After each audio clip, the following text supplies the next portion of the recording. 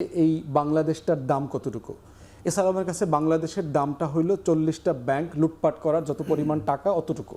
একটু শুরুতে যেতে চাই ফুয়াদ ভাই আপনার কাছে। আমরা যে বিষয়টি আজকে আলোচনার নাম রেখেছি বাংলাদেশের দাম, কতটা দাম দিয়ে আমরা কি পেলাম? ধন্যবাদ। প্রশ্ন হচ্ছে যে আজাদি, স্বাধীনতা এগুলো হচ্ছে একটা অনুভূতির ব্যাপার। ইংলিশে যদি বলি, যেটা কারেক্ট বাংলা জিনিস আমার মনে পড়ছে না, স্টেট অফ মাইন্ড, যে এটাকে আপনি কীভাবে দেখেন।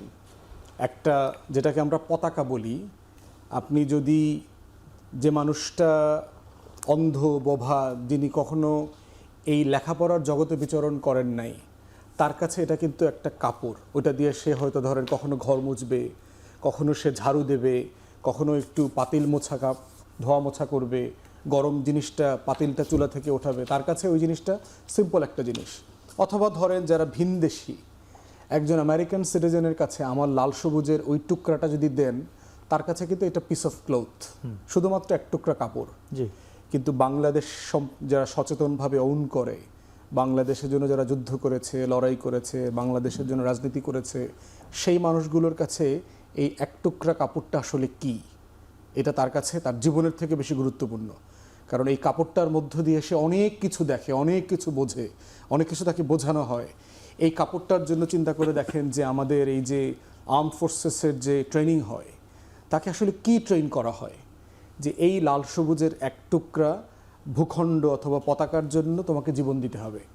এবং সে তার বিএমএ ওথ যেটাকে বলে, তার যে 2 বছরের ট্রেনিং শেষে তাকে যে শপথ নিতে হয়, সেই শপথের ভিতরে এটা বলা থাকে যে আমি সংবিধান রক্ষা করা, দেশের সভরেন্টি রক্ষা করা, স্বাধীনতা রক্ষা করবার জন্য আমার জীবন বিলায় দেব প্রয়োজনে। তাহলে প্রশ্ন হচ্ছে দেশের দামটা আসলে কত? এটা ডিপেন্ড করছে আপনি কার কাছে ওই জিনিসটার দাম চাইছেন।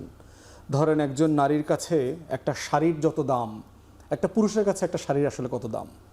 অথবা যেই পুরুষ আপনার ভালো জুতা পরতে পছন্দ করে, তার কাছে একটা শুয়ের যত দাম, যেই বস্তিতে থাকে, যার স্যান্ডেল নাই, একটা বাটা স্যান্ডেলও যার কেনার সক্ষমতা নাই, তার কাছে ওই জুতাটার আসলে কত দাম।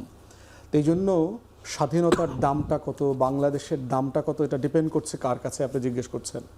ধরেন পতিত স্বৈরাচারকে যদি জিজ্ঞেস করেন, দিল্লির কাছে যদি জিজ্ঞেস করেন, বাংলাদেশের জাতীয় নিরাপত্তার হুমকি যারা যারা আছে, ধরেন এই হাসিনা এবং তার যে অলিগার্ক, তার যে গ্যাং, অথবা এসালামের মতো চোর ডাকাত যারা আছে, তাকে জিজ্ঞেস করেন এসালামের কাছে এই বাংলাদেশটার দাম কতটুকু। এসালামের কাছে বাংলাদেশের দামটা হইল 40টা ব্যাংক লুটপাট করার যত পরিমাণ টাকা অতটুকু। আপনি যদি বসুন্ধরাকে জিজ্ঞেস করেন বাংলাদেশের দাম কত, তো বসুন্ধরা বলবে এই হাউজিং করতে, আমার এই বসুন্ধরা করতে যতগুলো জমি দখল করতে হয়েছে, অতটুকুর দাম হইল বাংলাদেশের দাম। আপনি যদি মেঘনা ফ্রেশ কোম্পানিকে জিজ্ঞেস করবেন, ও বলবে যে মেঘনার চর এবং ঘাট দখল করার জন্য যতটুকু মাটি নিতে হয়েছে, অতটুকু হচ্ছে আমার বাংলাদেশের দাম। যারা চান্দাবাজ, যারা ছাপরি রাজনীতি করে, যারা টোকাই রাজনীতি করে, যারা বালুমহল, জলমহল, হাট ঘাট মাঠ দখলের রাজনীতি করে, ওর কাছে জিজ্ঞেস করবেন বাংলাদেশের দামটা কত, ও তার বাড়ির পাশের নদীর ঘাটের দামটা বলবে যে ওই ফেরিঘাটে 3 কোটি টাকা দাম ওঠে, ওর কাছে বাংলাদেশের দামটা হচ্ছে 3 কোটি। এজন্য যদি কোনো পতাকা বেচে দেওয়া লাগে, আমাকে আপনাকে কাউকে যদি মেরে ফেলার প্রয়োজন হয়, সে মেরে ফেলবে, নিঃসংকোচে মেরে ফেলবে। তো দামের বিষয়টা হচ্ছে বুঝের সাথে, কনসাসনেস, যে আসলে তার বিবেক কতটুকু মাপতে পারে এই দাম। না, কিন্তু এইটাই কি আমাদের মূল আকাঙ্ক্ষা ছিল কিনা? না, আকাঙ্ক্ষা যদি প্রশ্ন হচ্ছে, আকাঙ্ক্ষাটা তো দামটা কিভাবে পরিমাপ করার কথা ছিল, আপনি কি আকাঙ্ক্ষাটা বুঝাইতে পারছেন কিনা জনগণের কাছে?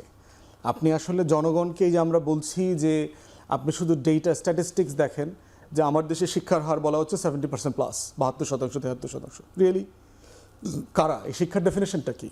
ডেফিনেশনটা হচ্ছে টিপসই দিতে পারে অথবা স্বাক্ষর করতে পারে। যে আমি আসবো আবার, জি আসবো।